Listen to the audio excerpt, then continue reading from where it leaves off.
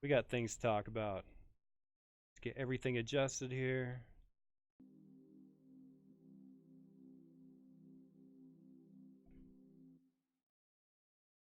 All right.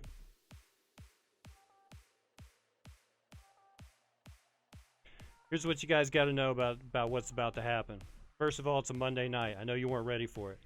Number two, though, it's the man. It's the guy who gave me my first microphone. His name in this town means something still to this day, and he doesn't even like being here, but he came in anyway. Out of his way to perform for you 2 nights. Nah, he's not performing. He's not. Shirt stays on tonight. Everything's ready? Okay. Ladies and gentlemen, it is my honor and privilege to bring you none other than the man I owe my short stand-up career to. It's Billy Bazar, and that interview begins in 3, 2, 1.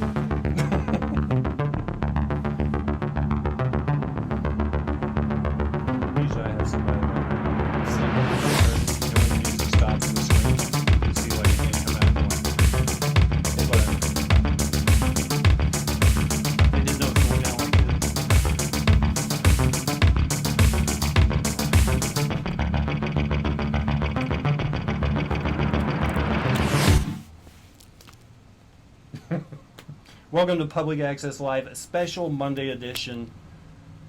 I'm speechless. You guys know that's not even possible most days, but it's the man. It's the guy who gave me my first mic, Billy Bazar. Welcome to the show. Thanks for having me, John. Let's talk a little bit about you first before I crucify the scene. No, I'm kidding. It's not gonna be heavy like that. You know, Allegedly. in most people's experiences, and I want to frame this question just right to get the most laugh out of it. In most people's experiences, they don't find that most people working the door have much of a sense of humor, but you went from that to comedy. Hey man, let me in. My girlfriend's already inside. Sure, she's inside, buddy. Go back of the line. You know, those guys don't have a sense of humor. What makes you want to be funny? Well, I was doing both at the same time, but I mean I do know that like in certain parts of the country that a lot of comics started off as door guys, especially at comedy clubs. Now I worked at bars, but I also did a brief. Is there a fine line, like if you can't really make it lovable though, do you end up like you have Dice Clay, obviously a door guy that made a comedy, and then like on the other end of the spectrum you have that guy at the state fair in the dunk booth, dry roasting people as they go by. I mean, you got to be careful what you do with that at that stage. You were nurtured though, weren't you? Yeah, quite a bit. Who did you look up to? Comedy wise? Locally, did it start with like a big act? You're like, oh man, I remember that guy. That's what made me want to do comedy. Or was it a local guy? You're like, I didn't know that I could be that until I saw that guy do it. There's two parts to that answer. Yeah. As a kid, my mom and dad were both young when they got married, and my dad would listen to like Steve Martin records. My mom was there. That was the one I was allowed to listen to. But when she would leave, he would put on George Carlin, Richard Pryor, Cheech and Chong. And like I remember watching, I didn't understand a lot of the stuff because I was small, but I would see his reaction, and even as a kid, I was like, I want to make my dad laugh like that, you know. And so when I got older, I started finding George Carlin specials and Richard Pryor stuff on TV. And as far as locally, the first show I went to it was oddly enough, I had actually met somebody that worked at the Looney Bin Comedy Club in OKC during my first stint in, I guess, a residential rehab facility.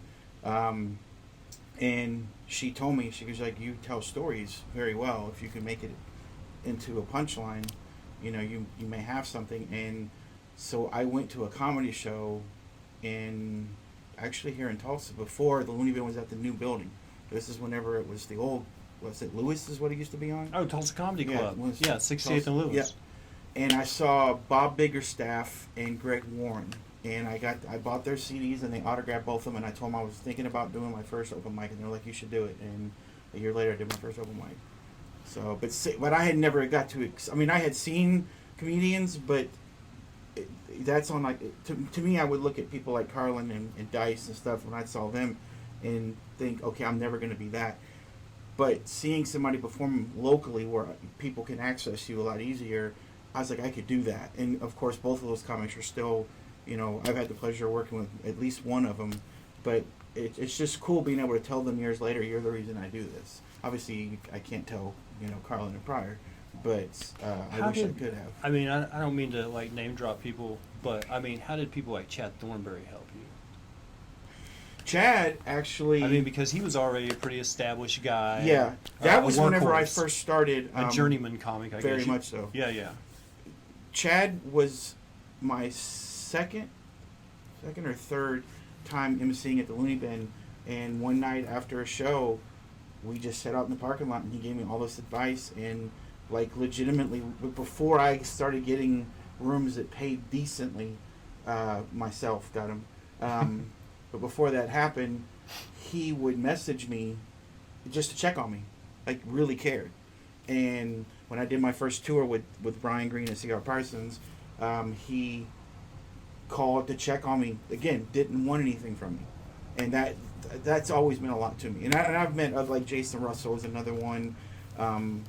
We're very good friends, and I'm sure I'm going to miss names, and it's not on purpose. But yeah, Chad has always been one of my mentors, you know, and I've had the pleasure of featuring for him, which was awesome.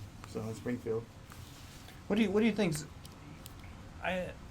Do you encourage people to go out to like to open mics to see comedy or more comedy? See, here's the thing I'm wondering. If you go to an open mic and you see somebody really do poorly, and you're thinking, I can do better than them, and then you find out, man, it's really tough to do that. Or do you think people should also maybe maybe you should go to your local comedy club and see how those people do it before you just like, that looks tough. I mean, how are people's expectations at comedy? Everybody thinks it's so easy. It's like you tell somebody you're a comedian, they're like, oh, that's pretty cool. I tell jokes too at work, and you're like, yeah. Everybody thinks I'm funny. I always love to hear that. Yeah. Like, how do you? I mean, some people are. Turns out I was wildly unsuccessful as a stand-up compared to this. Nice. But the truth is, your passion, I think, is this more than this. You like writing. You're a writer. I do, but I mean. I always I literally made a show because of you. What? That's just wrong. That's just no. wrong. I was on it. I only did 2 through 6. I did that many of them. I only did 3 or 4. No, you did 6 of them. Really? I was on 5 of them and I hosted 4. Oh, okay. I didn't know I did that many of them. No, but you were one of the reasons I kept it going because of your humor. I'm saying, do you think it's okay to tell people, you know, maybe you should watch before you get on it? You know, is it okay to you want to be supportive to people, but you're like, hey, this is a craft, and it takes a lot of heart. It's a serious business. My mindset changed once I started getting paid to do it. If I was to stop doing comedy tomorrow, I was able to pay my bills and live off telling jokes and producing comedy shows for over 7 years. There's a lot of people who can never say that. I'll be able to hold my grandkids, thankfully, one day and tell them, you know, I lived my dream. It gets to a point where if you haven't taken that next step, sometimes you got to back off. For me, there's a lot of other reasons why, but I'm happier. I'm almost happier than I was when I did comedy because I'm not doing it full time, and I'm not relying on it for money. It's nice when I get paid. But in the beginning, I told people, go to every show, go to every mic, and I encouraged them to get on stage. But when I felt that they were just, I shared a meme like last year, where it was the person stepping over all the going through all the paying their dues, trying to get to the next. And I think social media changed a lot of people's outlook. They're like, if I can get 1 million followers, I can get headlining at a club, and I see it happen. I just want people to respect the trade. Yeah. Do you think there's a window of opportunity? And as someone, you're in the 40 club like me. I mean, does it seem like it's a harder struggle, or is it just trying to find that one thing to get you noticed, to get you like above everyone else? I mean, that one solid. I think there's a that window. meme joke that everybody is like, oh, he wrote that. Yeah. Boom. I mean, that's kind of the social media thing right now. That's the thing. A Social meme writer media, could yeah, blow up. yeah. And a guy who does, 250 shows a year might not. Yeah. But the guys that are doing 250 shows a year, a lot of the ones I know that do that are living comfortably. I mean, Yeah. I know people who just do cruise ships and an occasional club, and they're making 6 figures. Yeah, I wish. And he's agreed to do the show, but finding time, because he's only in town for like a minute. Who? Nice. Yeah. He's only in town. I for don't like, know how much he makes. I've met other comics. No, but I want to ask him about that route, like cruise ship comic. I mean, that's steady work. That dude's gone like 5 days a week. There's a lot of parallels with pro wrestling and stand-up comedy, meaning that a lot of people, and I know this is not the case for everybody, but for some people that I know personally, it is the case. Once they grab the getting booked overseas in the Bahamas and getting booked in different countries and getting booked for cruise ships, they will hold on to that spot until it's almost like you have to be put out to pasture. There's a lot of wrestlers, that's all they know is pro wrestling. Yeah. And so there are some comics that they are afraid to not do comedy anymore because they don't want to not be funny or not be important, and that's all they know. And it's a sad thing sometimes, but in a way it's not. But there's a lot of parallels there because there's people like Hulk Hogan or Ric Flair that were wrestling in their 60s. Would you rather get paid from road gigs and get the travel experience, or would you rather get paid to run a room if it was the same money? Would you want to now? Would you run want a room? Really? I would rather run a room. You've had enough of the road? I mean, have you seen just about everything you'd want to see? Oh, by no means, but I'll be 45 in like 4 days, Right. 3 days. For me, it's making up for the time that I missed. Okay. Because in all that time that I was constantly moving, promoting or performing, I didn't have a full weekend off in 4 years. And I barely had a Friday or Saturday. And I missed a lot with my oldest, which there's a lot more. And I'm man enough to admit, I'm recently sober, over almost 14 months. But that had a lot to do with it, too, because I not only numb myself with pain pills, but I also numb myself with comedy. And, Oh, yeah? Self-medicating? Yeah. And I don't want to do that again. Like, I love where I'm at and where I'm positioned in the scene I'm at. I mean, obviously I have a room because that's almost like second nature to me. But I also know it opens doors and gets you in the scene sometimes. Because I'll admit, sometimes it's not about how funny you are, it's who you know. But right now, if I had my druthers, it would be to run a room. Where do you like to be about this time of year? Summertime, on the road? I don't like being back in Oklahoma. I become that dude that used to annoy me, where it's like it's a dry heat. Colorado's hot, but it's a dry heat. Yeah, I know. The humidity so nice there there. is hell. Yeah, it is only 113 this weekend. Oh, that's good. It's What's like that?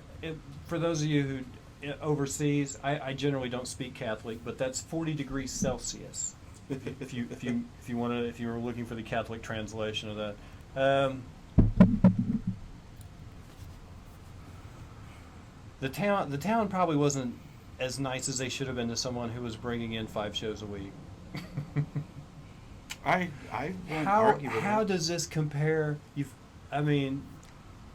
As far as you've gotten to see a few places, Denver, San Diego. Of course San Diego's got a room, like a world famous room there. So I'm sure the scene is probably a little bit different. But comparative. Is the scene that you left? How does it rank? Is that par for the course every time you get into somebody trying to leapfrog the next guy? Or? Every comedy scene has drama, and it took me being able to perform for a week in Vegas and perform in Joplin and Kansas City and Wichita and Oklahoma City and Little Rock and Tulsa and Oklahoma. The thing is that this is probably gonna piss people off.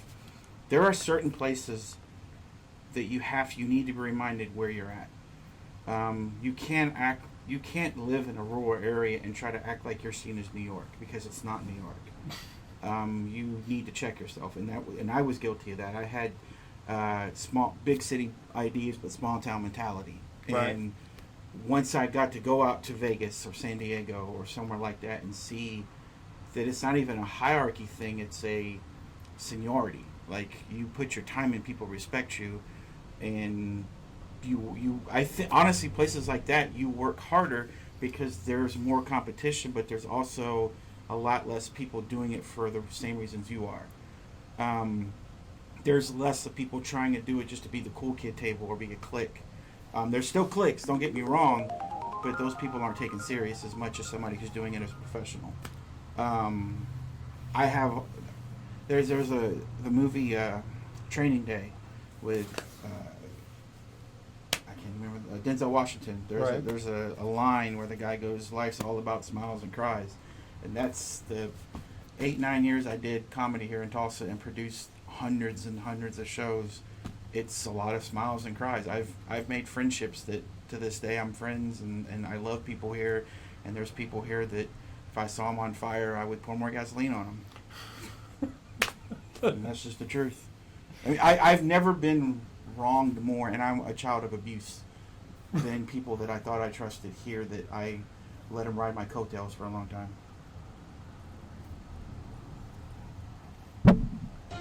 I don't know. So, Mojo and Kiki, 21 months in a row for Mojo and Kiki. They've subscribed to this channel 21 months in a row. Thank you so much. Awesome. For your subscription. I love your face. That's amazing. Okay, well, something occurred to me, and I'm not getting personal, but it's going to take a personal turn. You live comedy. See, the format of this show is generally this: comedy or music, depending on what your platform is, right? Mm-hmm. Find out what your inspirations were. Find out what got you started. What the grind was like. How are you doing now? All that crap, right?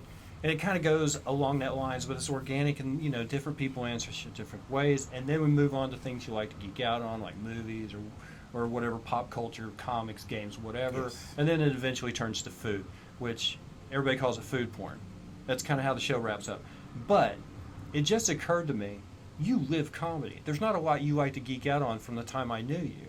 You were always either getting rooms or, trying to get things going, you were promoting. And it just struck me, when you went to the places where you went to clean up or whatever, you started formulating ways of doing shows for people that were recovering. It was almost like you could kick whatever you were there for, but you couldn't kick comedy. No. You live for it now. As cliche as it is, I don't live for it. You know what I'm saying, though? You went to rehab. They got you off whatever, yeah. But they couldn't get you off comedy. You started building shows there. But here's the funny part, is I had already in the back of my mind said I'm done with comedy for a long time. When I got out there, obviously you have to be honest when you go to groups and stuff like that. Yeah. And when people find out you're a comic, on the West Coast, you're bound to run across somebody who's got some connection, or who was an agent, or who was a comic. And so you network with sober comics. Rehab is 6 degrees away from someone famous. Exactly. On the West Coast. For HIPAA reasons, I met several famous people. Athletes, actors. That's fine. But it's just weird that I went there thinking if this was one of the reasons I used.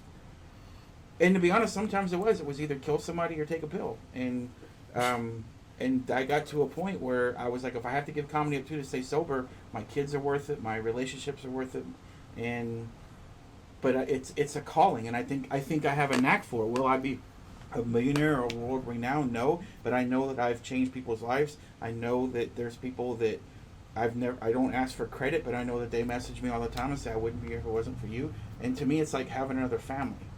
Yeah. No, I get that part, because it's whenever I had an internet radio station, there was like one guy I was the first person to play him. He was in a 4-piece out of Oral Roberts University. And like 3 of the guys split and went to different universities. He was here from Arkansas.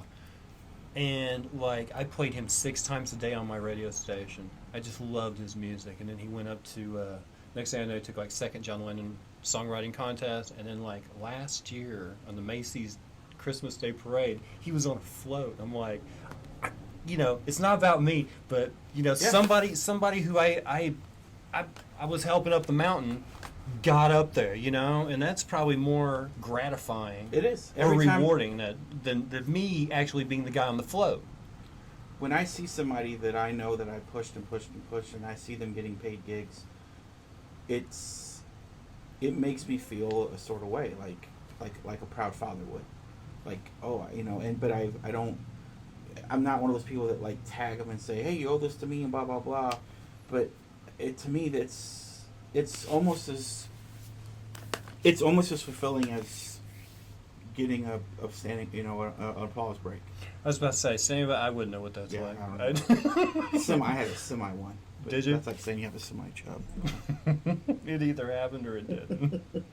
Well, I could have tied a stick to it and still used it. No, that doesn't count. Mr. Bazar, if you were able to start your career over again, would you do anything different? Thank you so much. Ooh, that's a good question. If I was able to start my career over, you didn't exactly stumble into it. I mean, your parents playing the albums. There's the seed. Bing. I would have. It may sound contradictory, but I would have went one way or the other. I would have stuck with promoting rooms and putting on shows, or stuck on just putting myself out there. It's hard. In entertainment, it's hard to wear so many hats because that just gives more. I learned the hard way that it gives more people another target. If I would have stuck with just one, my focus probably would have been better, and I would have succeeded more. I'm not saying I was a failure in either one, but I would have. If I could start over, I would just stick to one. I would agree in most cases, but I'm going to disagree with you on this. In a small market like this, sometimes you have to do double duty, and in a comedy scene, you're surrounded by flaky people who don't ever seem to own watches, but all of them have phones. And being a comedian and a promoter, if somebody doesn't show up, you know, you got to do 10. You know, you got to do your introduction. But I grew to hate performing on my own shows, though. Well, who wants to? Yeah. But I'm just saying it. You know, having an extra screwdriver in the toolbox. You know. Oh, and I would have moved. I wouldn't have stayed in Tulsa. That's the second part my ass would have left a long time ago. Can you say that on here? Yeah. Right. There's a maturity warning. Are you kidding? Good. Yeah, I know. I just want to make sure. You know what? There was one time I showed my Blackbird video on my channel. Which right? one? The professional one? The first one. And the Michael Hassan one. Yeah. And I showed it on my channel because they're like, hey, we want to see your stand-up. And it was still on YouTube at the time. Hassan took it down because he was also doing weddings and stuff. And I understand. No wonder I can't find mine anymore. So some of them are still there. Some of them aren't. Oh. And I understand it looks bad on him, maybe some of that material. But he did assure me that it might be on some backup drive. He's going to try to find mine. Oh, cool. I hit him up last week. I was like, man, I understand why you took it down. But so there was someone on my channel, and they were like, hey, can we see your stand-up video? So I played it. And they're like, that's the funniest thing I ever heard. And come to find out, they were 14. Oh! So, yeah, I've got maturity warnings and stuff on there now. Do you wish you signed all those you promoted to 5% of their earnings? No. 5% of what? Yeah. I mean, I didn't, well. No. That's actually a good question, but no. I've had a lot of people repay me as far as booking me with them and stuff like that. But if I did it for the money, I would have stopped doing it after a year. A lot of us wouldn't have got booked on any other shows if it hadn't been for Billy Bazar Productions. Bizarre Entertainment was the reason a lot of us got stage time. Oh, can we use that, or we're going to get sued if we use that? What? Oh. Bizarre Entertainment? Oh. Oh, right. That's an inside joke. No. Oh, yeah, but that entity has changed. Let's see. That person never owned that entity either. What is researched it? Yeah, what? You know, they did my show, and then I haven't heard from them again. Mm-hmm. Actually, I did I had a feature weekend. I featured for Tim Northern. Oh, you did? That's cool. Yeah. That's awesome. That was back in December. That was like the last. After that, I did 3 minutes at the Looney Bin, and then I did 7 minutes at Louis. Turns out. Wasn't that the weekend that I had already booked you on, though? Yes. And they No. moved it? No. They were supposed. I was supposed to do. There was a lady that was. Donna Carter. I think so, and she was bringing her own hose. Yeah. So what happened was, and I don't know exactly how this turned out. He said I could either host. He'll either put me hosting for Barrera, Oh, one of their friends. or he could put me as feature for Tim Northern. I was like, put me wherever you want. So he did the feature for Barrera, I think.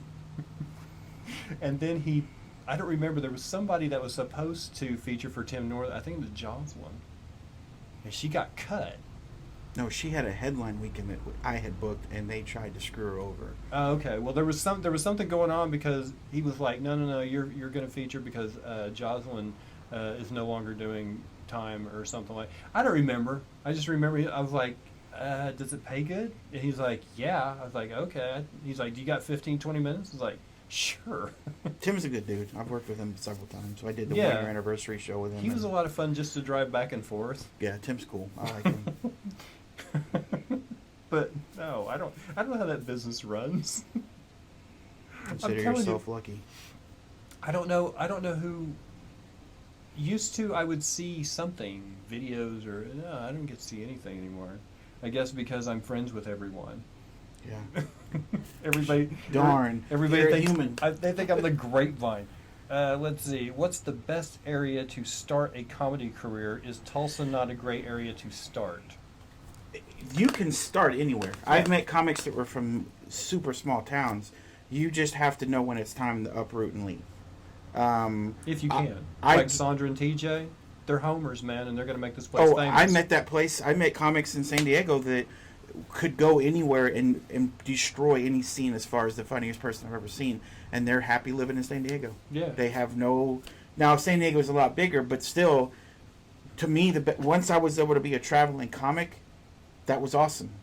To be able to go... I love hotels. In a span of 4 years, I probably stayed at 700 hotels total. You know, and some of them were the same hotels every other weekend, but, you know, I'm a big proponent of Holiday Inn Expresses. I love those places. But to me, that was making it. You know, and then there's always that next level. But I know that I did everything in order, and still am doing it in order, unfortunately. But, no, you can start in... Mean Arkansas. Do you have the cliche starter kit stuff? I mean, do you have the, let's see, what do they tell everybody they need? Okay, you need a Facebook page that has the word comedian in it. You need a headshot, a list of rooms that you've worked, preferably famous ones. Apparently Blackthorn didn't get me a gig anywhere. I loved Blackthorn, man. It's still here, isn't it? I know. Blackthorn still exists, doesn't it? Blackbird. Blackbird. I'm talking about Joplin. I got to play that room 3 times. Just reach out to them. They'll put you up there. No, dude. I'm not doing anything right now. I'm doing this. Oh, okay. They'll gladly book you. Shout out to Joplin Comedy. Amazing Joplin I just Comedy. got to perform there last. I actually did. Yeah, the open Jackass mic guys were. with That's a good Preston last night. But Saturday night I did El Guapos. But yeah, I would. Yeah, you can start anywhere. Even I would actually say a smaller market like Joplin will produce more comics than Tulsa will.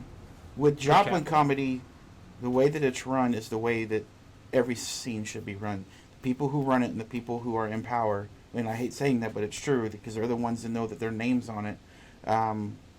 They don't let drama happen. And that scene, the drama's wiped clean. And if you're starting a scene or in a scene, if there's drama, get away from it. And I was a fiend for it for a couple of years because I thought I was surrounded by reliable, honest people that weren't pieces of shit. And come to find out that wasn't the case. And I have so many knife wounds in my back, and it's not even funny. But I would have left a long time ago. That's what I would change. So a small scene like Joplin is very, very community oriented. And then you have Tulsa that's on the verge of ripping itself apart because it's almost too big, but people are still smiling with one of their faces. to the other person. And you have Oklahoma City that's too big and just ripped itself apart. Here's there are people in the Tulsa scene that if the day that it happens where I'm either in charge of a multi-million-dollar club or back and have another casino room, there are people that in this town know that I will call on them to do shows because I do value friendship. I don't trust as easy as I used to, but I do value friendship, and I will put them on. There's people that can attest in this country that I have put them on. Connor McSpadden, Jocelyn is another one. Like they were my go-to comics for a long time, and Demario Oates is another one. I mean, I got a lot of flack from my so-called partners that were like, "Oh, you put them on first." To me, it's about putting a good show on. It's not about showing favoritism. I'm sorry, you don't like DeMario, but he does fill the room. I mean, he did sell out for his CD release Yep. show, or his CD show up at the Looney Bin. He filled the room. I mean, what else you guys want? Those three people that I just said, if they're not household names in the next 5 years, then there's something wrong with this industry. Period. And it will be awesome for me to be able to say I used to book that person and get them for less than six figures. I apologize if you already answered this, but how did you get into the promoting side? What got you your first room? Somebody's like, I worked. our promoter ran off. No, not even. I wish it was that. It was as simple as that. I was a door guy for many years, and I worked in the bar industry. And I worked at a place in Owasso, Oklahoma called Fishbones. And my manager Don Weaver was like, "Hey, I had a good friend named Colby Hallmark. We were both door guys, and he was like, I should put a comedy show on because he heard that I do open mics." And I did my first show April 1st, 2012. We ran that. We did shows there monthly for 3 years, I think. Because when I left, a guy named Daniel Shapley took over for a while. But it was hard to get because it was a Sunday night thing, and so people they wanted to play pool. But I learned like turn the TVs off, turn the pool table off, so they can focus on you. I mean, I used to run 3 or 4 hour shows, but some of those shows were epic. I mean, that's where and when I first started promoting, if you go back and look at the flyers from my first few years, it was always the same comics because we only had like 40 comics tops. There are, from what I've been told, there's well over 130, 140 comics now, at least. Here? Yeah. Oh, yeah. Yeah. And this was 2012, so that's 7 years that it's multiplied. But no, a few years later, after doing it, in the beginning we used to get a drink tab, but there were people that would order like the most expensive thing and get doubles and triples of it. So of course, a good thing was ruined. And then I started doing another room, CJ Maloney's. I did CJ Maloney's for 2 years, and it was the same owner. And once again, the only person who got paid was the MC. My first dime in comedy as a promoter was 2014 at the Shrine. So you did it just for the love of it, just to Because get your foot in the door? There was a time that it was a glass ceiling type feel as far as getting on at the club or the Looney Bin. And if we were lucky, you got 2 4-minute sets a month doing open mic there. And a lot of us wanted to be MCs, so I was tired of hearing people say, "Oh, we should do a room here." And when I got the door, I did it. And there was never a cover charged. And we packed some of the. I mean, we used to stream live. There's some of the videos from Fishbones that are on Blu-ray disc. Like there's Blu-rays of some of the early shows at Fishbones. We did a roast of Don Weaver, the guy who was the manager there, and it was standing room only. And it was one of the craziest nights there. I ended up getting punched by a woman afterwards because of a joke I made like a few weeks later. But, but finally, Veli Vel, who's he has Save Our Youth organization and he's the local promoter, pulled me aside and said, "Your time's worth money." So I got one of the highest percentages that a venue around here has ever paid for a comedy show. And I would do the door. In the first few years, I made mistakes. I thought we would have more people, and I would overpromise. And I got to a point where I was like, if you want to pack this place out, I need a guarantee. And a lot of people make the mistake of doing door deals and bringing in somebody that should get paid $400 or $500, and they can't pay him that. So if I knew somebody was worth it, I would say, if you want to do this show, I need a guarantee. And then I thankfully impressed a casino up in Miami, Oklahoma, and took over the booking for that. And I won't go any further in that chapter, but that's no longer here, and it went away after I left. There was one good thing I can say that came from all of that. What? They changed your drink policy. Up there? Yeah. What was the drink policy? Well, the first time I ever did a show for you up there, it was, a dinner gift card, pay, Yeah. and a 2 drinks. And I went up there and I was like, I'll have a double scotch. She goes, that counts as 2. And I'm like, what? It's like, you guys are giving away prime rib downstairs for $9.99. Yeah. You got printing presses in the basement, pretty much making your own money. Yeah. But you're gonna, that's bull. So I didn't. The next time I did a show up there, I came up there and was like, I'll have a double scotch. She goes, all right, that counts as one of your comp drinks. I was like, 1. She goes, yeah, there was some hot comedian came up here last, but you're bitching about it. So we changed policy. Well, Like, oh, that guy sounds like a dick. In the beginning, there was no policy. You got 5 drinks per show, and Somebody get tanked. and you were allowed. The first year and a half that I was affiliated with them, before I even took over as the booker, there was no meal card. It was whatever you wanted. But people, there was some. I don't, to this day, I don't know who the comic was, but they ordered steak 4 times in one day, Friday and Saturday. So that's 8 steak dinners. And they were like, yeah, you're getting a meal card now. And that happens all over the country. I'll go into a place and be like, yeah, we used to do this, but somebody ruined it. And yeah, One dummy. I've heard that countless times in the last decade. How far do you have to plan ahead? Do you have a 3 or 5 year plan? Is that too far ahead? For me now, being an addict, I can't do that. I plan day by day. And I know that's cliche, but Okay. Let me because it fits within this time frame. What do you want to get done by 50? Because believe me, I'm on that bit right now. I've got 2 years left. what You know what I mean? What are you talking about? Are you talking about life in general or comedy? Yeah, like what would it take? See, this is like it's a double-edged sword. Number one, what would it take for you to go, I've made it? What would have to happen before? But at the same time, is that also the thing that would have to not happen for you to realize that you didn't make it? I mean, a lot of people don't know this. what's the line in the sand? The reason I wanted to start doing comedy, Yeah. and this is the truth, All right. was in the beginning, it was to get famous enough where I could put a book out about my life and the stuff that I was ashamed of that happened to me as a child, and find one person to buy that book and change their life. That was my ultimate goal. But then I got the bug, and it was all about trying to get paid to do comedy, and I forgot that goal. And in the last year, that's sort of come back around. But honestly, my goal in 5 years is, if I'm even still doing comedy, that's great, but I just need to repair relationships with my kids. That's my goal. Comedy right now is an afterthought. Okay. But now the line in the sand. Yeah, If I could start running another place again, then I'll be back happy. But if I get on cruise ships, then I'll feel like I can do it full time again.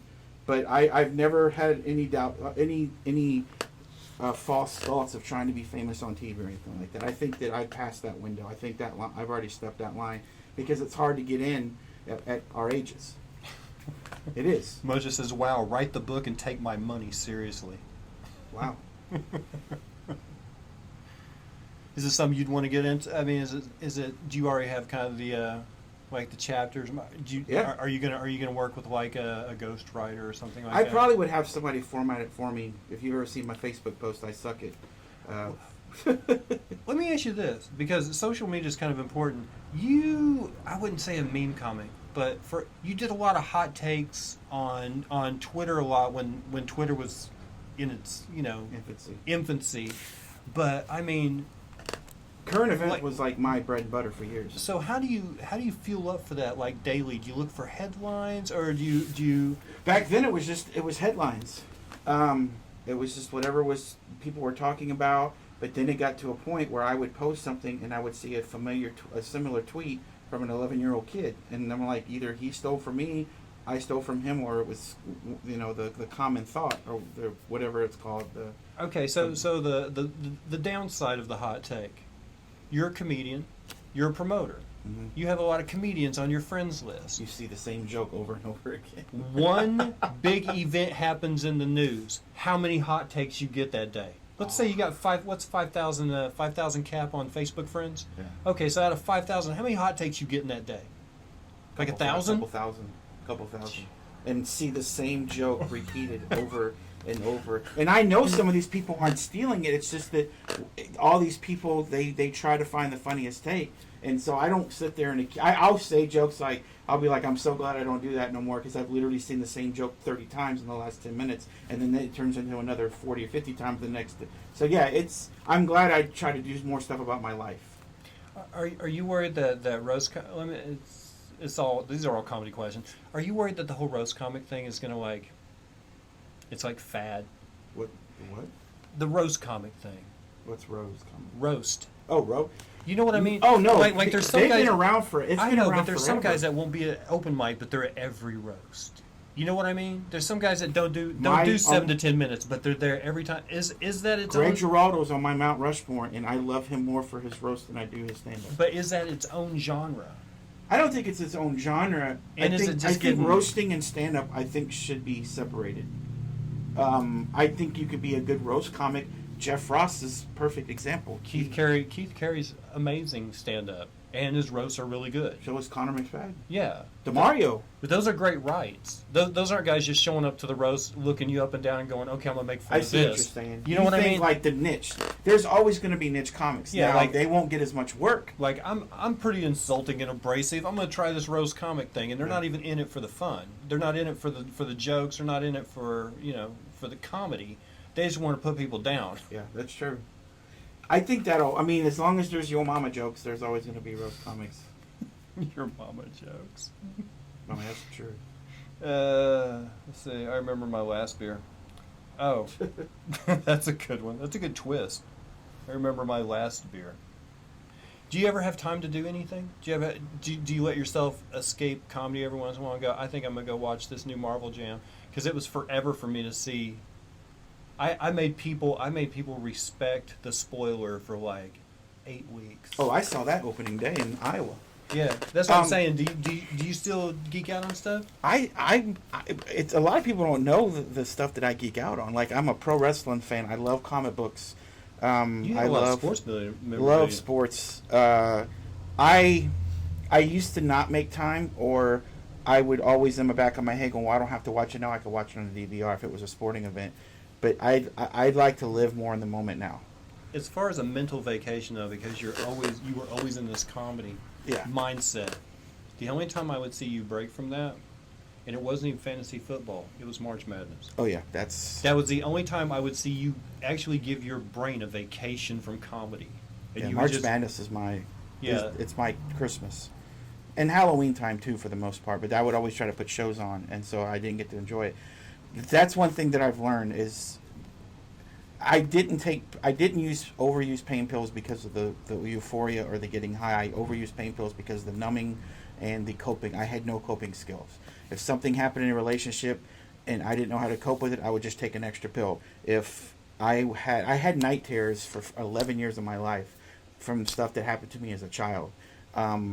It ruined relationships. It ruined stuff in the bedroom. I mean, but my only way of coping was to take pills, and I would numb myself, and I miss so much, and there's so many gaps in my memory now.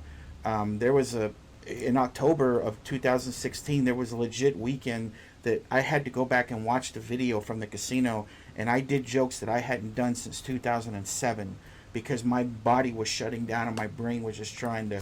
Because I took Xanax with pain pills and I did like 21 shows in 20 nights, and my body, I thought I was roofied. Like, I had to watch the video to make sure somebody put something in my drink, and that should have been. It took another 12 years, not 12 years, 2016. So that would have been. It took 2 more years for me to finally be like, I'm going to die. For a doctor to say you're going to die, and now my coping skill is to breathe, and just enjoy the moment. I work for a company called Argus in Denver. 2 months ago, I was from me to that window from Garth Brooks on stage with 90,000 people total with staff at Denver at the Broncos Stadium. I'm going to be backstage in Billy Joel's dressing room in a few weeks doing security for him. I'm going to be doing Rolling Stones. I'm going to be at the stage. Not only do I get to work, I also got stabbed by a homeless dude a few weeks ago, but at a Blue October concert. But I guess some of my old friends here hire really shitty hitman, but No, but I get to like, enjoy that. I'll literally stop, take a breath, and be like, I'm standing in front of Garth Brooks. I never put Blue October and knife wielding maniac in the same. It was kind of like maybe at a a Wasp show or Yeah. Or yeah. It's like oh yeah, there was that guy who was machine gunning people at Rick Astley last week. It's like That really happened? No. Oh. Good God. You would know. You would have done a hot take on it already. Got rickrolled. No, some homeless dude the cops had been called on him twice that day, and they let him. They didn't arrest him until afterwards. Well, I mean, after you just told exactly. Whoever your viewers are, good questions, by the way. Seriously, they're the best viewers in the world. I'm impressed. I love your faces. See what I did there? Who's your favorite wrestler? And they followed that. That was Mojo's question, but there was a follow-up question.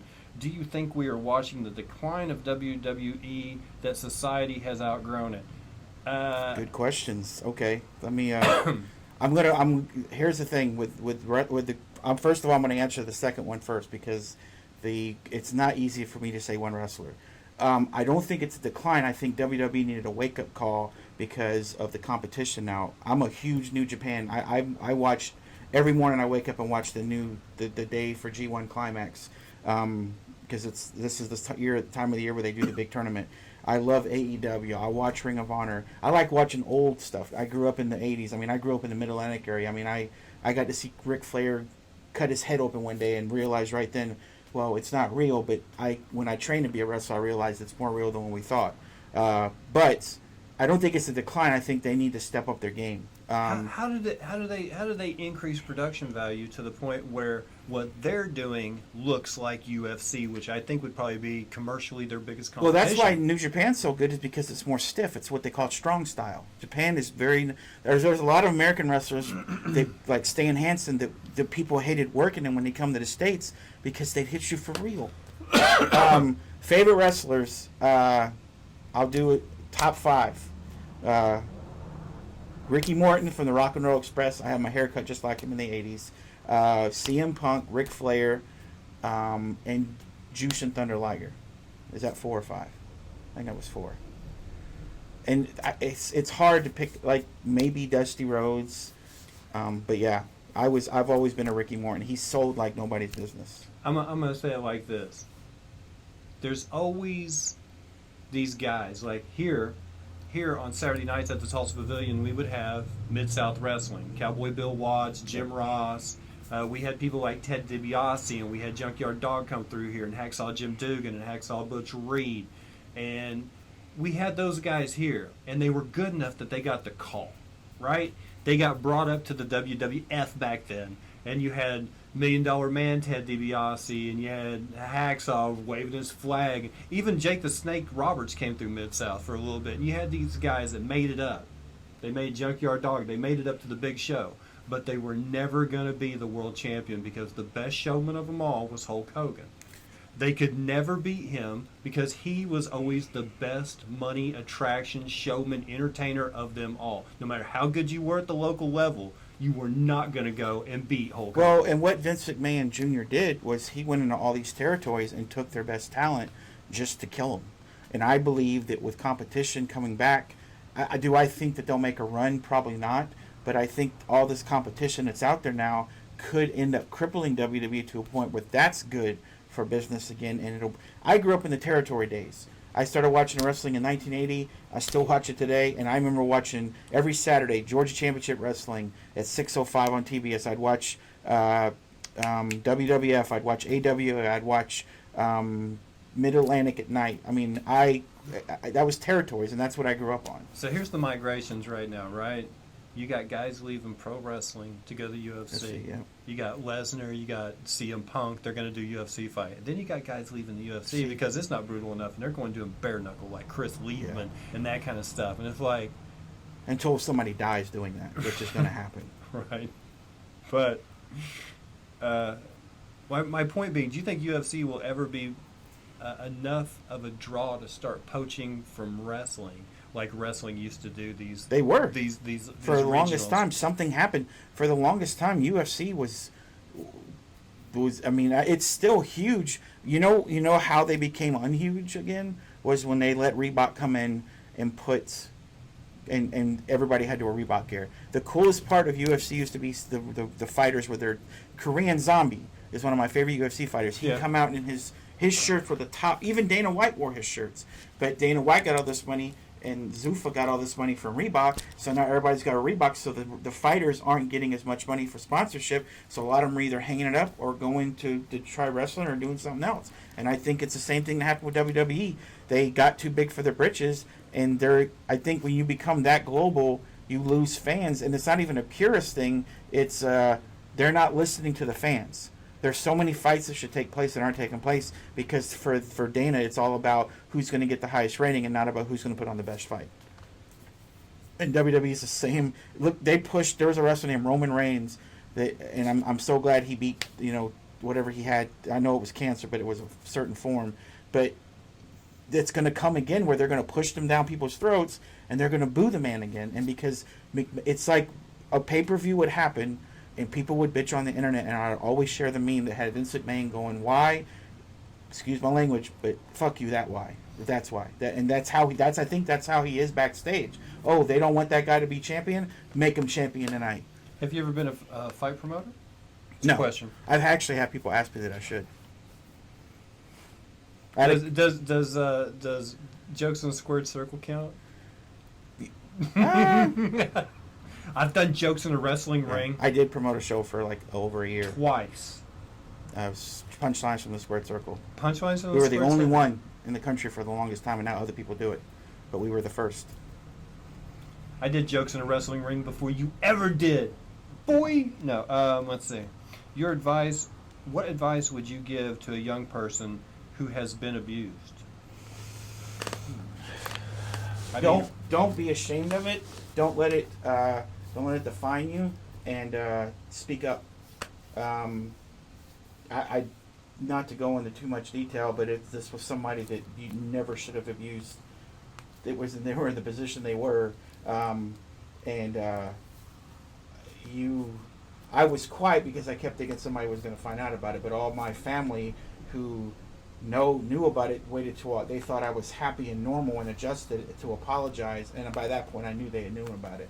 If I would have spoke up a lot earlier, my life would have been different, but I wouldn't have my children, I wouldn't have made the friends, I wouldn't have had the adventures, I wouldn't have loved the women I've loved, and so it didn't define me, but it chose my path for me. But if this was a choose your own adventure book, I would have definitely, I wish sometimes I could have taken a different path, but the biggest advice I could tell you is don't be quiet. Speak up. Say something. Times are not... When I was a kid, the guidance counselors, if they were wrong, they lost their job, so they were afraid to speak up. Nowadays, if you don't speak up, you lose your job. So say something. Find an adult you trust and say something. Let's see. I think many on Twitch hide inside the games to escape and to be numb for a minute. Thanks for the advice. Yeah, it's true. I mean, this is like, people create their own world. Mm-hmm. What do you, what else? Are you still like a stats sports guy? You know what I mean? Where you like keep up with batting averages? No, not as much. What do you focus on when you have a chance to let your brain think about stuff? I'm trying to read more. I'm catching up on books. I'm totally pumped about Stephen King's the second It coming out. Oh, yeah. That's my favorite book. I have read that book every year since it came out in '86. That's my Harry Potter, I guess, as demented as that sounds. And I'm sending him home with the Chuck Norris book. Yeah, because it's just something I haven't read. I'll read it probably tonight, but it's just something I wanted to read. No, I mean, I have passions. Like, if wrestling's not on, I love horror movies. There's so many shows that it's going to take forever to catch up on. I've been trying to read more. Fantasy football's coming up. I'm a big college fan. Oh yeah, we're at the end of summer already, aren't we? So it's almost time for fantasy football. No, I wasn't thinking about that. I was thinking about in Michigan. Oh yeah, that too. But I mean, I'm a big soccer fan. I mean, I don't I haven't got to a point yet where I follow a club. If I was going to follow one, it would probably be Man City, just because of him. But I love any type of, like, a few Sundays ago for me was a dream day because I got to watch the women's World Cup final. I got to watch the Copa Cup, and then I got to watch the men's Gold Cup final. And I love international tournaments. Yeah, that was some good planning, having 3 soccer finals on the same day. Yeah. I mean, as somebody who was working all week, it was cool to have that day off, but I do agree with what you're saying. They should have scheduled it better. So the women's team's out there, they're celebrating on the field after winning, and the crowd is chanting equal pay. Now, okay, as someone who does rooms and knows business and knows, you got to make money off of a product, can you give them equal pay just because they get equal pay, or do you have to make the brand big enough that the market is large enough to support their equal pay? Of course, in a perfect world, everybody would have the same scale of pay, but until they market, I think it should be women's performance-based for us. For the fact that it's... doesn't the market have to sustain the pay of the players? And if there's not that many people watching That's the women's sponsors' soccer, fault. There's not enough. They need more sponsors. okay. So I you mean, could Gillette just up the ante by paying them all like a big bonus. But I mean, look overseas. I mean, Hublot and Rolex and all these companies paying these players and sponsoring them. I mean, it's a sponsorship thing, and But I mean, like, they need to sponsor the league. yeah, It needs to be the Gillette Cup or something. I mean, agree. they need to, if they want more pay, then they have to draw more people. I mean, there's always going to be a stigma with people saying that women's sports will not draw more than men's sports, but the ratings tell you otherwise. And I think it should be performance based. I think you win the World Cup, then boom. And I don't know. That's a touchy subject for me because I have daughters, and I want them to expect to get paid the same if they're just as talented or equal. But it should be performance based. And right now, the women's team should be getting made a lot more money. But the value of something is only what people will pay for it. I can look at this and go, oh, this iPad, this is worth $1,000. It's only worth what somebody would pay for it. If someone will only pay me $400 for it, that's how much That's it's why I don't like worth. collecting sports memorabilia as much because. You know what I mean, Yeah. though. So Okay, well, let me give you an example. Gold Cup. Okay. I got to work Denver Broncos Stadium for, now mind you, That was USA versus Mexico no, final. they didn't. No, this was the Group C where it was Mexico, Canada, Haiti, I think, or Cuba, and some country I honestly didn't even know had a team. All 2 games, as it was 2 games in one night, out of all 4 teams, it was probably 98% Mexican fans, and they were there for both games so they could get the same seat. Did you watch the Gold Cup final? How they said it was like 80-20 Mexican fans to American fans.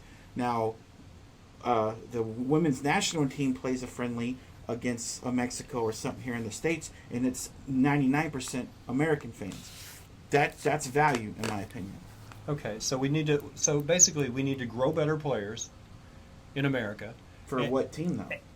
What do you mean, what team? We have Women's we dominate. Okay, so I'm just talking about getting the numbers up here because it's a fan-based game. I agree. And if the Very fans much aren't so. supporting it, so basically what you need to do is you need to get some homegrown heroes, and then you need to quit bringing over Europeans in the twilight of their career. We need to quit getting 36-year-old superstars Who quit after a year. Yeah, from Italy or England or Spain. Thank God David Villa, when he came here with the New York City FC project. But we also need to keep our. He was here like homegrown 6-7 years. I mean, he stayed. He was a foundation mark. But for the most part, they're not bringing in talent here. This is where people come to retire and kick their feet up. And we also lose our good young players. Yeah, overseas. It's annoying. Trust me. Let's see. Have you seen a horror film in the last 10 years that scared you? They seem a little weak to me. That's a good question. Oh man, that's a good question. I'm not gonna say 10 years. Let me just try to think back 10 years. No. Okay, I'm gonna change the framework. When he said, What was that, Jack? But we also need to keep our. He was here like 6 Cameras, for the love of God, He please do stayed. not He's type been boom in foundation chat for the again. most I don't part. have anybody working. This is It's when just me here tonight. kick their feet up. What do they do? We also lose our good guys. That's the instant Yeah, replay. overseas.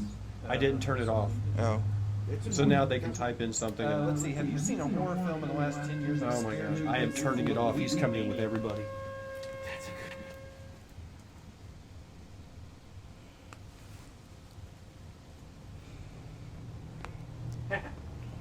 Now you can't do nothing. So somebody was doing that? Yeah, because I have instant replay on my channel. Oh. And are we back on? We haven't went off. Oh, okay. So you said you were going to change the format. Okay, so instead of saying, let's see, where was the question? I've seen a horror movie that scared me in the last 10 years. Oh yeah, they seem a little. Okay, I'm gonna say when he says scare, I'm not talking about gore or entrails or anything, but truly, boom, fright, scared you. Is there anything out there in the past 10 years that has made you wet yourself? 3 little drops of pee came out, and you're like, yeah. I'm not going to say made me jump or scare me, but Uh-huh. I will tell you I watched Hereditary, and all I'm going to say is that the telephone pole scene literally made me jump up, and the rest of the movie I could not sit back down because it's not I wasn't expecting it, and it punched me in the solar plexus, and I was on edge the rest of the movie. Like, never was scared, but was on edge because it was a total surprise what happened. And anybody who's seen the movie knows what I'm talking about. All right, spoiler, I'm a female, and I believe that if the market is there, then your pay increases. I don't watch women's sports because I do not enjoy watching it. I'm glad you said it, not me. I don't want to get in trouble for saying, yeah, because women's sports suck. There's one woman that said so. Let's see, I will agree that when America wins a big trophy, the interest increases and the money increases. Yeah, this is our 4th World Cup for the ladies. Still waiting on the men. Yeah. Still, this is one of the rare cases that in America, the women should get paid more than the men because the women keep bringing home the hardware and the men haven't yet. So, I don't think international play pays. I don't think when they go to international day because they all have clubs that they play for. Yeah, that pays, but the World Cup does. Yeah, they get bonuses. They got a bonus for that. That's what they're trying to fix on the pay scale. Thank you, Cameras, for the raid and the 7 people you brought with you. Hello, everybody. Welcome from Dr. Cameras' stream. I'm Agent Dubsky. This is Billy Bazar. That's his real name. Yeah, legit. Bazar, B-A-Z-A-R. Italian. Half Italian. Half Italian. Half Russian. Half Croatian. Croatian. Mirko Krokot, baby. Croatian. Jack's Domina. Oh, hey, what cool trick. I haven't seen you in forever, man. What's up, Chris? Welcome, everyone from the UK joining now. Let's see. I don't know how late it is. Let's see. Do you believe America does have enough to support disabled sports qualify for the Paralympics? Wait, what? Would you promote your children's sports teams? Me? Yeah. If they played, I would. They don't. The twins are 6, and they're going to be probably dancers and cheerleaders. And my oldest played soccer for a few years, and I coached and even coached a baseball team the one year she played. She's in the robotics and stuff like that. She's a science person, artist too. I want to talk about some food. Okay. First of all, I'm offended you didn't ask me about video games, but okay. Let's talk about food then. do you like the video games? Or do you like the board games? No, I'm a video game person. Really? I've played Madden and all the sport games. PlayStation, Xbox. I'm a PlayStation person. Yeah, I kind of came up PlayStation. Yeah. I came up Sega Genesis. Actually, I came up Atari, and then it was Nintendo, then it was Sega Genesis, and then it's been Sony pretty much ever since. Atari 2600. I had Pong. ColecoVision. I never got a Coleco. That was all the rich kids got ColecoVision. You had to if you wanted Donkey Kong. That's right. Because you can only get Donkey Kong Jr. on. It had like a 9-key plus Yep. pad, Yep. and then it had like a this weird kind of knob for the joystick. Yeah. And then Atari 5200 tried to copy that. Yeah, didn't go that route. didn't. Stayed with 2600 through. for a long time, only rented Nintendos from the local video store. Never bought one, but would go down there and rent an NES for one night or 2 nights or whatever. For a weekend, yeah. Get Excite Bike or Duck Hunt, just whatever. But was getting ready to buy my own when I lived on my own, and was going to get. It was between the PlayStation 1 or the Nintendo 64. And I went Nintendo 64 because I had GoldenEye and it had Shadows of the Empire. Nintendo 64, in my opinion, had some of the best wrestling games ever. But the Atari 2600 was the only time I was ever ahead of the game with video games. And then it took me like 3 years after Nintendo came out to get a Nintendo. PlayStation, Sega Genesis, I was pretty new, and then I didn't get like a PS1 until like right before the PS2 came out because I was older then. But I still, in fact, I played NHL at my buddy Dakota's house. It sucks that you had to get a certain, like now any game will come out on PlayStation. Yeah. And it'll come out on Xbox. But used to you had to like have a certain. That's why you ended up with the Nintendo 64 because I just wanted GoldenEye. And I wanted Shadows of the Empire. First-person shooters. Shadows of the Empire by Star Wars, and I wanted those 2 games. Only 2 games I wanted on. Everything else I got on the PlayStation. Yeah. But then I wanted to play the very first Rainbow Six, Tom Clancy Rainbow Six, and it was only on Sega Dreamcast.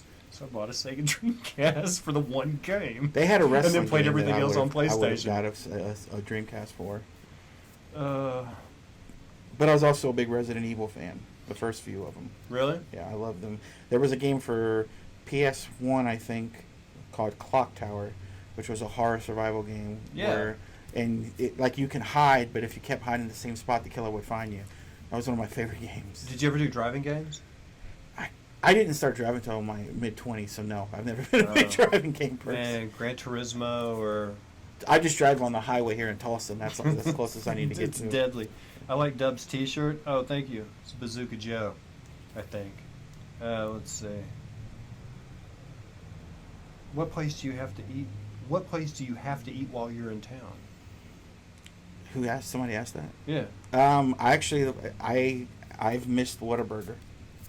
I had a Whataburger when I first got here. Came into town because we How only. far out did they go? I know they're in Texas. They're not in Denver, and they're not in Iowa, and they're not in San Diego. San Diego's got In-N-Out Burger. Yeah, and Kansas has Freddy's. But I will probably eat 2 places while I'm here. I'll probably go to El Tequila's, and I'll probably go to Ron's. Ron's Special. Yeah. Got to have a hamburger with a piece of ham. And chili. And Gotta chili. get their chili fried. Mm. But it's like for me, like it's living in San Diego for almost a year. I can never eat in good conscience Taco Bell or anything like that again because the Mexican food there is off the hook. Like the tacos and burritos you can get for even the same price as a Taco Bell meal, and it's way better for you, and it's not going to explode in your stomach. So, it's like I didn't know till recently that French fries could make me violently shit my pants until I had the nacho fries. So, way to step up your game, Taco Bell.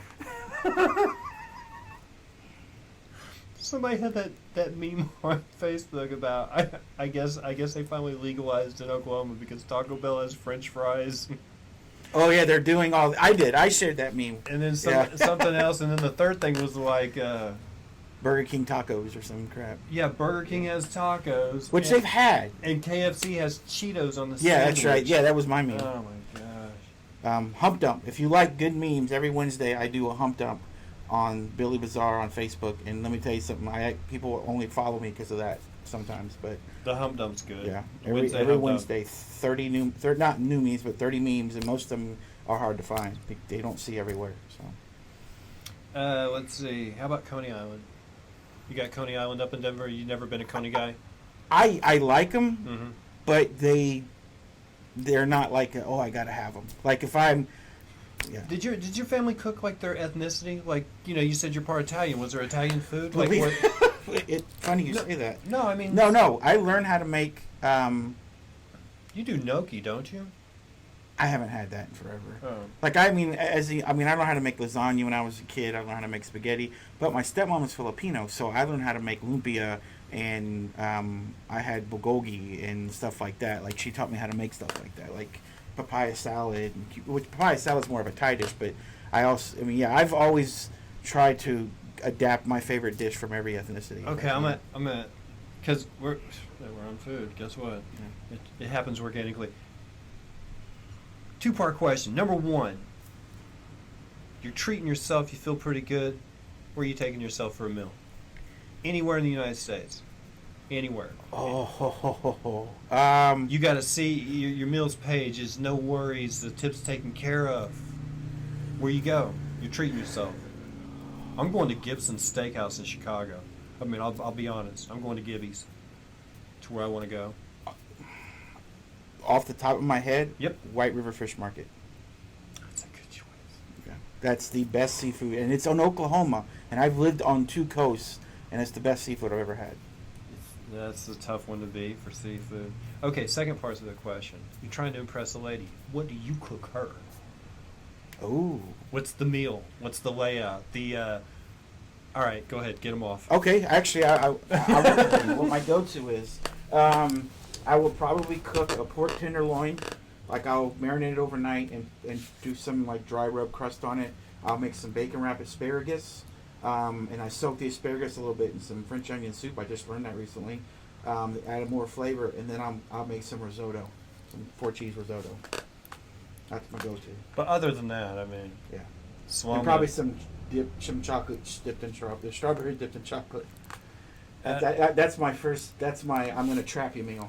Because then the next time you come over, I'm like, you want tostadas? Where do you? Because you have been to San Diego. Where you? Are you on the fence about the Mexican food, or Out because there? No. Just period. Because like, my dad loves authentic Mexican. He grew up north of Los Angeles, like Ventura County, right? And his idea of real Mexican food is like beans and potato, no real meat in it. You know, no cheese. That's an American thing. You know, it's just basic Do you want to know stuff. where my taste changed? Courtney, her yeah. ex-husband is Mexican, and for some of the kids' birthdays, my former stepkids' birthdays, they would bring over authentic stuff, and he used to make this dish with like chorizo and potatoes. And there's a name for it, Yeah. and eggs and stuff, and their beans were different. And That's what my dad likes. Yeah. Me, I like the American nasty version. I like Tex-Mex. I want the liquid cheese. I want it as the moment I go. Oh, I want the cojita cheese. I want to be able to smell the diarrhea in it because I know I'm not gonna be able to hold this in my body for very long. But I want to. Poncho's Mexican buffet, as crap as that place was. Oh yeah, over on that's punishment. It was horrible, and I loved it. You know what we have in Denver, right? A Casa Bonita. Yeah. It's the I haven't last one. went yet. I haven't went yet, but I'm the going last to. one. And I heard the food is horrible, but you just got to go for the You've experience. eaten Casa Bonita before, a lot. I have? Yeah. Where? Casa Bonita restaurant started its own fast food chain called Taco Bueno. What? Taco Bueno is fast food version of Casa Bonita. I didn't It know always that. has been. That's somewhere I need to go before I leave is a Bueno. 'cause If they you've don't have Bueno had there. Taco Bueno, Yeah, you've a had lot. Casa Bonita. I've had it a lot. Let's see. Ask Dub where he likes to go for these sorts. Love White River. Thank you. Let's see. Oh wait, I missed something. I worked out why I always used to get the runs shortly after getting Chinese delivery. I checked their hygiene rating. It was 1 out of 5. You know, at least they do that in California. They actually have the rating of the restaurant on the outside. In New York. Yeah, we don't have that here. Like, you can't just go by a place and say, does that say D? No. Let's see.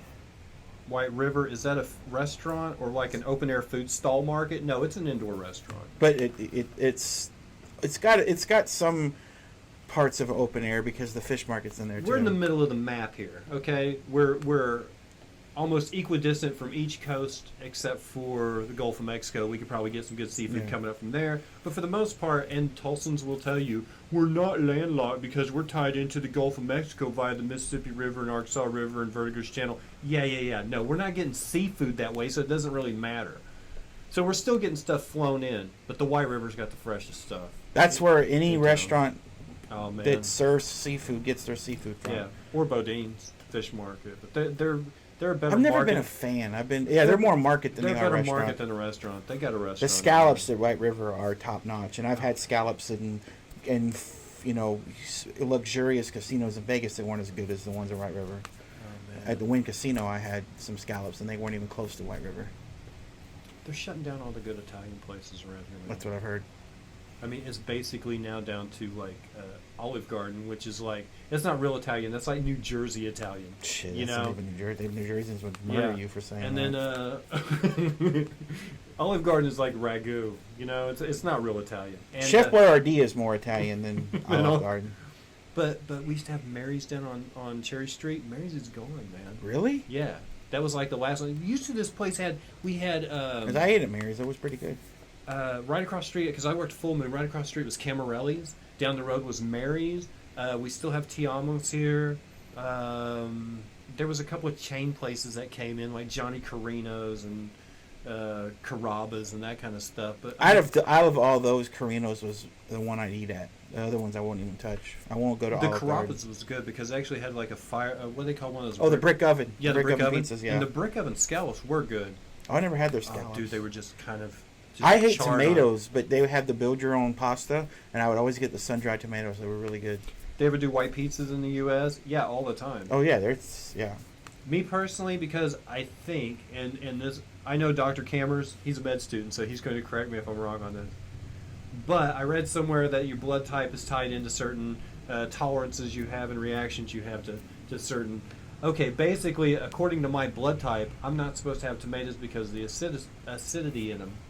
I can combat this if I know I'm going to have like a pizza with a red sauce. If you eat like yogurt beforehand and kind of coat your stomach, I can deal with it. Otherwise, I'm a white sauce guy because I can't deal with tomatoes. I need to tell my roommate that because we both get GERD issues, but he gets it bad if he eats red sauce. Oh, Mondo's is still open. I'll have to tell him. Who told you that? Mojo. Is somebody locally that is on there? Yeah, Oh. at least one. Oh, okay. They've been with me for 21 months. Oh, okay. It's my sister. Oh. She watches every episode. The mic's live. I know. We're gonna do ASMR now. Let me give you a tip, though, when it comes to Chinese food restaurants. My stepmom told me this, and then I dated a girl who was half Thai for several years, and her mom said the same thing. If you walk into any Asian establishment that serves food, and there is not somebody of Asian descent eating, get the hell out. That's why I eat at Jim's Coney Island, because that's the best gyro in town. I was in there one day, and I'm like, because there's a couple of other places that have gyros, like Bill and Ruth, stuff like that, and they're always real dry. But I go to Jim's. Do you know what I get from Jim's? They're cabbage rolls. Yeah. Plus they have Or the grape. They have the grape seed. Yeah, grape. But they have that chicken oregano. Oh, no. It's basically half of the chicken and two sides, and they're like $8, and you're like, what? Yeah, but I never had Coney's from Jim's. I always had I never their eat grape- the Coney's. I go there for the gyro. I've heard their gyro is I'm good. sorry for the UK people. I go there for the doner kebab. Doner kebab. So we go in there, like one of my first times in there, there's this little Greek woman in front of me, mole on her face, not much taller, kind of hunched over, and she walks up to the counter and she goes, I want gyro on pita. And I'm like, this is my spot. Yeah. I'm never going to go anywhere else It's for true. gyro. Because the Greeks hang out there. You always want Greeks hanging out the Greek. You know, there's a Chinese buffet behind Hooters that always has Asian people in it, and I'm like, must be the best one in town. Yeah? Oh, the one off near Looney Bin. Yeah, 61st and Yeah, Memorial that is a area. good one. That's Yeah. a good one. Yeah. Yeah. Asian buffet with Asian customers. Yeah, Claremore, Oklahoma has an Asian buffet, and I'm not my oldest daughter lives there. I lived there for years, but I'm not kidding you. They have an Asian buffet there that is the shittiest I've ever seen in my life in this whole world. Their buffet is 3 buffet tables. One of them's a salad bar. One of them is 6 different types of chicken, and then different types of potatoes, and then the other one is lo mein noodles, which is literally some type of gravy and spaghetti noodles, and egg rolls, which I think are microwave egg rolls. There's nothing in there that's authentic, and this place is always packed, so I'm convinced they sell meth out of the back. So it is bad. I literally walked in and walked right out. I was like, you should be closed down forever. For the comedy students out there, that's known as a non sequitur. That's a pretty good one. Yeah, it's bad. You know, over at 21st and Sheridan, there was that Monterey's, right? Yep. And right next door to it, there's a place called the Walk Walk. Yeah, It's an Asian place. It has been there for 40 years. Because I used, as a little it's kid, always packed at lunch.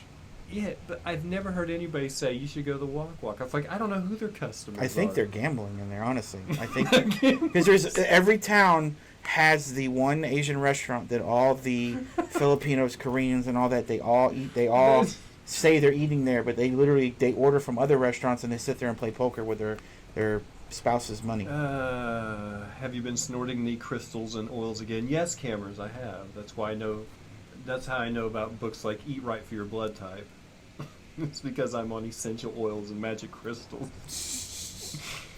Shame on you, doctor. The first thing you should know about being a doctor is don't harass your patients. Tots and pears. Mario's has a white pizza, New York style. Okay. Mario's or Umberto's? Umberto's. Oh yeah. If you go to Umberto's, man, they throw the veg on. It's just piled with toppings. Did you I don't say know throw how the they make any veg money. on? The veg. Okay. Yeah. Clarify that too. No, because most people are going to go to the trendy spots. They're either going to go to Andolini's or Hideaway or Sabastano. But the truth is, the best pie in town is Umberto's. It just is. I have a funny story about Sabastano's. A girl I dated a few years back that I talk about on stage a lot. She asked me one night. She goes, "What do you want?" I said, "Well, let's get pizza." And I said, I really would like a Chicago style pizza. And she was like, "Have you ever tried?" She meant to put Sabastino's, but her phone auto-corrected it mysteriously to "Have you tried swastika?" And I did not see that coming. So. No, she really did. It said, "Have you tried swastikas?" I'm like, There what? used to be a place called Brothers Pizza Depot. They had a gyro pizza. I heard about. I remember the name Brothers. They Pizza. did not survive. I was like, man, you should have survived just off that one pizza because nobody does that in town. There's a lot of places that should have survived in this area that Ugh. folded. Let's see here. Agent Dubsky, there are something like 36 different blood types that each person has, but the only ones that are spoken about really are A, B, and O, and rhesus. Well, there wasn't a question mark at the end of it, so I really can't accept it. It's Jeopardy, my man. Let's see. Yeah, I ate there. They had pizza that day. I went, Yeah, I think health department shut them down. Let's see. We have a Mexican place and no Mexicans for 100 miles. Still bloody good. I don't. Have the Mexicans not made it to England yet? Is that just here? Look, I think you just have to kind of replace some words somewhere. Like I happen to know for a fact around 2005, 2006, the west side of London, the area of Paravel, had a large influx of Polish people, and that like all the neighborhood markets and street restaurants and things turned into Polish food places. So whenever I say Mexican, just if you're in the London area, replace that with the word Polish, and that should maybe. I've never met a Mexican here. You live in Exeter, maybe closer to the coast. I don't know. So I highly doubt there's surface images. You guys are just no. Ask questions. Questions, people. Questions. We're almost done. Ask some good questions. Oh yeah.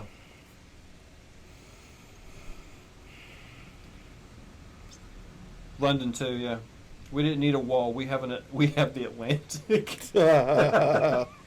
Guyver does stand-up comedy as well. Okay. Yeah, he's like 38 years old guy. Where at? Wherever he gets booked. He actually has an agent. He's Here in. no. He's in the UK. Get me booked in the UK, buddy. I'll get you booked here. He lives in Lincolnshire. Okay. But I don't care. not that he's had an interesting life or anything, being in the ex-military and all. But his dad was the pyrotechnics engineer for all the James Bond movies. Seriously? Yeah. And he has a love of automobiles. Like he's like a gearhead like me. He'll send me pictures of like, have you seen the Alfa Romeo 33? I'm thinking about buying one. I'll have to look it up real quick. Hold You on. remember Connor, right? Yeah. You know what his dad does? His dad flies the drones. Okay, what was the movie that came out a couple years ago about World War One?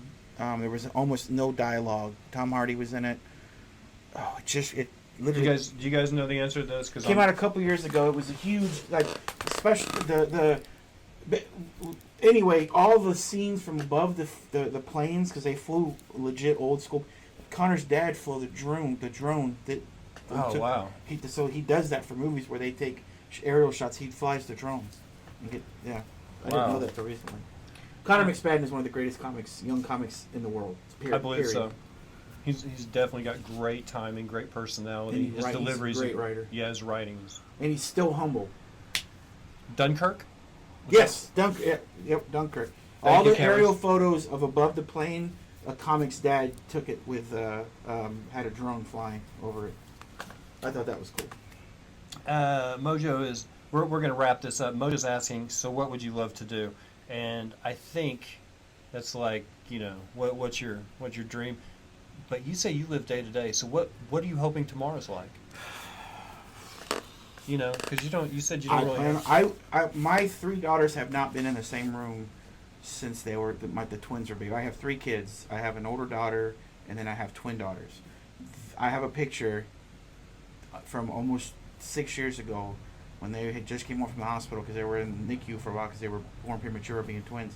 They haven't been in the same room with each other or seen each other since then, and my hope tomorrow or the day after is to get a picture with all 3 of them. That's what I hope happens.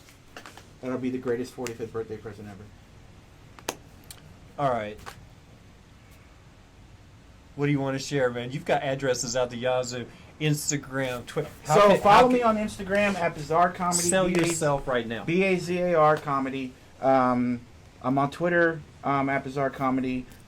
Facebook is Billy Bazar, BAZAR. If you live somewhere and you want to get a funny comic booked, hit me up. My email is billybazar@gmail.com. I'm taking bookings. If you're in Denver, I have 3 shows next month.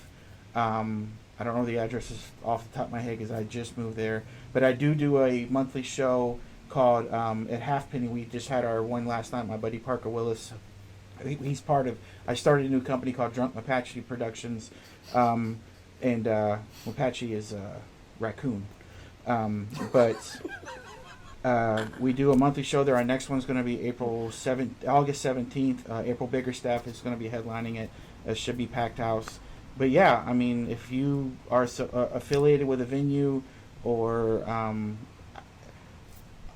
what I would like to do, truthfully, I would like to get into TED Talks and start talking to the kids who are going through. That's one of the reasons I went out to San Diego originally, but you have to be licensed, and I didn't know that. As a motivational speaker? No, you have to go into these because of HIPAA. You have to have a certain certifications. Oh. And I didn't know that because I was signed up to go speak to. I just want to be able to look a kid in the eye and be like, "You're not alone. You're not on an island, and you can get help." And I think because I had my journey started last May in Utah, in Salt Lake City, at a recovery center. I came home for a couple weeks. I knew I wasn't ready, and then I was in San Diego for almost a year. I just recently went to Denver, but I had to learn coping skills, and to learn that, I had great therapists that helped me tackle stuff from my past, and it was very hard, and it was rehashing stuff. But now, the best way to get stuff out of your system and to make it where it doesn't have power over you is to continuously talk about it. And my hope, and if that means no more comedy, I'm fine with that. I would love to be able to start speaking to kids that are like, look, if this is happening to you, A, you're not alone, and B, it's not supposed to be happening to you. And that's I've got to do what I love as a comic for a long time, and I've got to make money and pay bills and meet great people. And I think what I would like to do for my next step is I would love to start speaking to kids who are victims, even adults that are victims, and help them. I'm trying to start a group in Denver for survivors of sexual abuse, and just if you can keep one person from jumping off the island to know that they're not alone on the island, then I think you've accomplished something in life. And that's what I would like to do, is that, yes, you feel alone that you're on an island, but you're never alone. It's as shitty as an analogy it is. It's the island of misfit toys, but we're not misfits. We just think we're misfits.